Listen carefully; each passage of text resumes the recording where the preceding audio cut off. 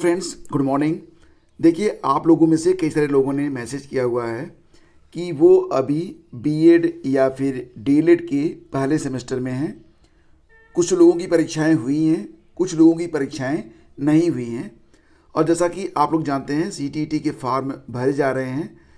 तो यहाँ पर प्रश्न ये है कि जो लोग अभी बीएड के पहले सेमेस्टर में हैं उनकी परीक्षा हुई है या नहीं हुई है। तो क्या वो लोग या फिर जिनका बीएड अपीयरिंग है, क्या वो लोग सीटीईटी का फॉर्म भर सकते हैं?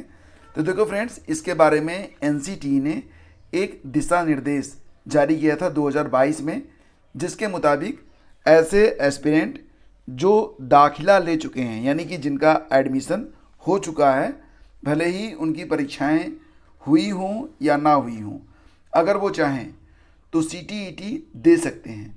और अगर वो सीटीईटी क्वालिफाई कर लेते हैं तो ये कंडीशनल रहेगा।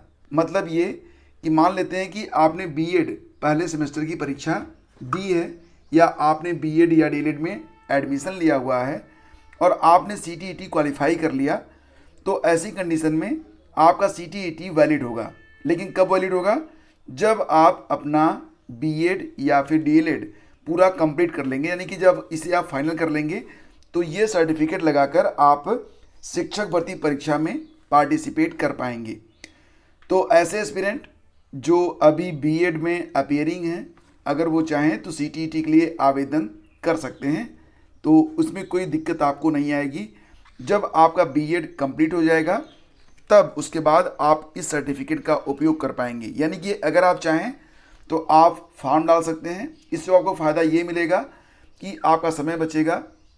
और अगर आप क्वालिफाई नहीं भी कर पाते हैं तो कम से कम आपको एक अनुभव होगा परीक्षा में बैठने का, क्योंकि सीटीईटी की परीक्षा में अपीयर होने के लिए कोई भी ऐसा लिमिट नहीं है कि आप कितनी बार दे सकते हैं। आप जितनी बार चाहें सीटीईटी दे सकते हैं। इसलिए मैं आप लोगों से यही कहूँगा कि जो लोग अपीयरिंग में हैं बीएड या फिर डीएलएड के, अगर वो सीटेट का फॉर्म नहीं भरे हैं तो उन्हें भरना चाहिए। इससे उनको अनुभव होगा कि परीक्षा क्या होती है, किस प्रकार से होती है, और अगर वो क्वालिफाई कर जाते हैं तो इसका फ़ायदा भी उनको आगे चल के मिलेगा। तो क्या बीएड फर्स्ट सेमेस्टर या अपीयरिंग स्टूडेंट सीटीईटी का फॉर्म भर सकते हैं? तो इसका जवाब क्या होगा? जी हाँ, यस। चलिए आगे बढ़ते हैं। और देखो फ्रेंड्स, यहाँ पर जैसा कि आप लोग जानते हैं यूपीपीसीएस 2023 की प्रारंभिक परीक्षा यह 14 मई को होने जा रही है। तो उसी के बाद आपको यूपीपीएससी आरओ एआरओ के विज्ञापन भी देखने को मिल सकते हैं। अभी तक जो अध्याचन प्राप्त हुए हैं, तो अभी तक फ़िलहाल कोई भी ऑफिशियल डेटा उपलब्ध नहीं है, लेकिन माना जा रहा है कि इस बार पदों की जो संख्या होगी वो 250 प्लस रहेगी। हालांकि जानकारी तो ये भी प्राप्त हो रही थी कि पद जो हैं वो 330 से ज़्यादा हो सकते हैं, लेकिन जो एग्जैक्ट फिगर है वो ये मान के चलिए आप कि आपका जो इस बार पदों की संख्या होनी है वो 300 प्लस के आसपास रह सकती है। इसमें इस बार आरओ के पद ज़्यादा हैं, एआरओ के पद आरओ से थोड़ा कम है। आरओ में अगर आप सिंपली स्नातक हैं किसी भी विधा से, किसी भी स्ट्रीम से, तो आप आवेदन कर सकते हैं। एआरओ के लिए आपके पास ओ लेवल सर्टिफिकेट नीलिट के द्वारा जो जारी होता है या उसके इक्विवेलेंट जो भी कोर्सेज होते हैं वो आपने किए हुए हैं, तो आप यहाँ पर आवेदन कर सकते हैं। तो अगर आपके मन में ये संशय है कि आरओ एआरओ का नोटिफिकेशन कब तक आ रहा है, तो मई के अंत तक आपको ये विज्ञप्ति देखने को मिल सकती है। फिलहाल जितने भी एस्पिरेंट आरओ एआरओ के लिए तैयारी करना चाहते हैं या कर रहे हैं, वो लोग बिल्कुल अपनी तैयारी को गंभीरता से लें, क्योंकि देखो फ्रेंड्स, ये जो पद होते हैं बहुत ही प्रतिष्ठित होते हैं। और दूसरी बात ये होती है कि आरओ एआरओ हो, यूपीपीसीएस हो या फिर यूपीपीएससी का कोई भी एग्ज़ाम हो, उसे आप 1-2 महीने की तैयारी में क्रैक नहीं कर सकते हैं। आपको सारी चीज़ें डिटेल में पढ़नी पड़ती हैं। लास्ट 1 मंथ में आपको क्या करना होता है कि एक सही रणनीति बनाकर सभी चीज़ों को दोबारा से पढ़ना पड़ता है। और लास्ट 1 वीक, जैसा कि ये समय चल रहा है यूपीपीसीएस के लिए, तो इस लास्ट 1 वीक में सिर्फ क्या करना होता है, रिवीजन करना होता है और आंकड़ों को क्लियर करना होता है। तो बिल्कुल होप रखिए, उम्मीद रखिए। यहाँ पर कोई भी फर्जी न्यूज़ मैं आपको नहीं दे रहा हूँ। और जिनको ये इंतज़ार होता है कि जब नोटिफिकेशन आ जाएगा उसके बाद हम तैयारी करेंगे, ये उनकी अपनी मर्जी है। कि वो तैयारी को किस प्रकार से करना चाहते हैं। आगे बढ़ते फ्रेंड्स, एक और भी अच्छी खबर है कि असिस्टेंट प्रोफेसरों के लिए जो एक एलिजिबिलिटी का विवाद था वो ख़त्म हो चुका है। मतलब एक बड़ा डिसीजन लिया गया है UPHESC के द्वारा। और आपको याद होगा कि अशासकीय महाविद्यालयों में वर्ष 2016 से पहले अशासकीय महाविद्यालयों में केवल इंटरव्यू के आधार पर असिस्टेंट प्रोफेसर के पदों पर चयन किया जाता था।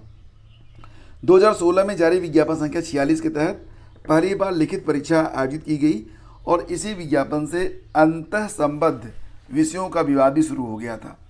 तो इस भर्ती में कई ऐसे अभ्यर्थी थे जिन्होंने आवेदन किए जिनके विषय मतलब एग्जैक्टली वही नहीं थे लेकिन वो रिलेटेड थे।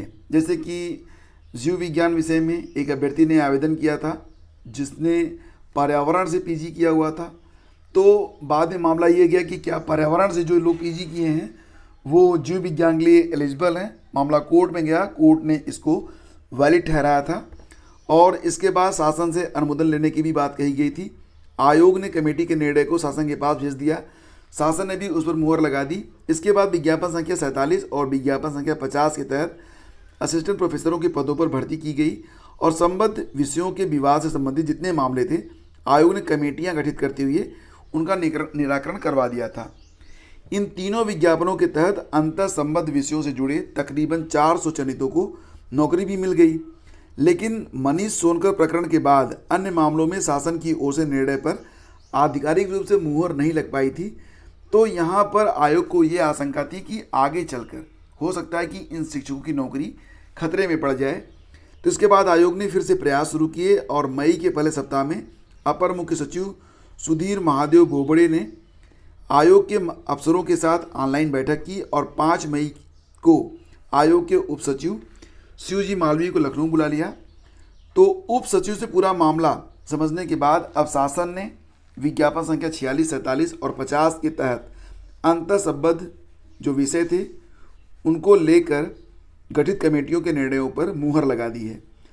तो मतलब अब जो एक तरीके से ये विवाद था विज्ञापन संख्या 47, 49 और 50 में 46, 47, 50 में 46, 47 और 50 में जो इस प्रकार का विवाद था वो समाप्त हो गया है और लगभग 400 ऐसे अभ्यर्थी हैं जिनकी नौकरी खतरे में पड़ सकती थी, अब वो सेफ हैं। बात करते हैं विज्ञापन संख्या 51 के बारे में, जहां पर कुल मिला के लगभग 1017 पदों पर आवेदन लिए गए थे। लगभग 1 लाख लोगों ने इसमें आवेदन भी किया हुआ है, लेकिन एग्ज़ाम डेट के बारे में अभी तक कोई भी निर्णय नहीं हो सका है। उसी के बारे में एक यहाँ पर लेटेस्ट अपडेट है कि निकाय चुनावों के बाद सिर्फ एक सदस्य की नियुक्ति और अगर कर ली जाए और उसी में से किसी को अध्यक्ष बना दिया जाए तो उसके बाद ये जो प्रक्रिया है असिस्टेंट प्रोफेसर एग्ज़ाम की वो पूरी हो सकती है। तो यहाँ पर फ़िलहाल जो संभावनाएं दिख रही हैं वो यही हैं कि 13 मई के बाद कभी भी एक और सदस्य की नियुक्ति करते हुए अध्यक्ष की नियुक्ति की जाएगी और उसके बाद असिस्टेंट प्रोफेसर के लिए जो परीक्षा है उसका आयोजन कभी भी किया जा सकता है। मतलब ये कि आप मान के चलिए कि नेक्स्ट 2-3 मंथ में आपको असिस्टेंट प्रोफेसर की परीक्षा भी देनी है। जितने अभ्यर्थी हैं वो इस बात को समझ लें। और फिलहाल इस बार पूरी संभावना है कि असिस्टेंट प्रोफेसर की जो परीक्षा होगी वो UPHESC के द्वारा ही होगी, न कि नवगठित होने वाले चयन आयोग के द्वारा। तो यहाँ पर पूरे संकेत मिल रहे हैं और आप यहाँ पर इस खबर को भी पढ़ सकते हैं। फिलहाल मैं आपको जो बताता हूँ वो एक्सप्लेनेशन होता है, खबरें तो अखबारों में भी आती रहती हैं। तो फ्रेंड्स इसी प्रकार से बहुत सारे यहाँ पर खबरें जो हैं वो आती जाती रहती हैं, लेकिन मैं आपको सिर्फ उन्हीं खबरों के बारे में अपडेट देता हूँ जो खबरें आपके लिए मतलब की होती हैं। लाइक एज अगर आप इंटरमीडिएट पास हैं तो आपके पास एक अवसर है। Combined higher secondary level CHSL की परीक्षा 2023 के लिए ऑनलाइन आवेदन जो है वो शुरू हो रहे हैं। कब से? मंगलवार से। तो आपको बता दें कि इसके तहत postal assistant, sorting assistant, data entry operator, lower divisional clerk, junior secretariat assistant के लगभग 4500 पदों पर भर्ती की जाएगी। जुलाई अगस्त में इसकी परीक्षा होगी। तो इसके लिए जो आवेदन होंगे वो मंगलवार से स्टार्ट हो रहे हैं। इस पर एक डिटेल्ड वीडियो मैं शीघ्र ही यहाँ पर अपलोड करूँगा, तो उसके माध्यम से आप लोग सारी प्रक्रिया पूरी कर सकते हैं। तो CHSL यानी कि अगर आप इंटरमीडिएट पास हैं और आप एक गवर्नमेंट जॉब की तलाश में हैं तो यह आपके लिए एक बेहतरीन अवसर है। तो फ्रेंड्स, आज की वीडियो में बस इतना ही। अगर आप यूपीएससी की तैयारी कर रहे हैं, यूपी पीसीएस की तैयारी कर रहे हैं, या फिर वीडियो री एग्ज़ाम की तैयारी कर रहे हैं, तो आपके लिए एक सजेशन है कि आप लोग IAS PCS master class YouTube channel को अभी जाके सब्सक्राइब कर लें। और यहाँ पर आपको सबसे बड़ा जो आकर्षण है वो ये है कि आयोग के द्वारा यानी कि यूपी पीएससी के द्वारा लास्ट 6 मंथ में जितनी भी परीक्षाएं करवाई गई हैं, सभी के क्वेश्चन पेपर, जो जीएस के क्वेश्चन पेपर हैं, सभी को कंपाइल करते हुए एक वीडियो अपलोड किया गया है।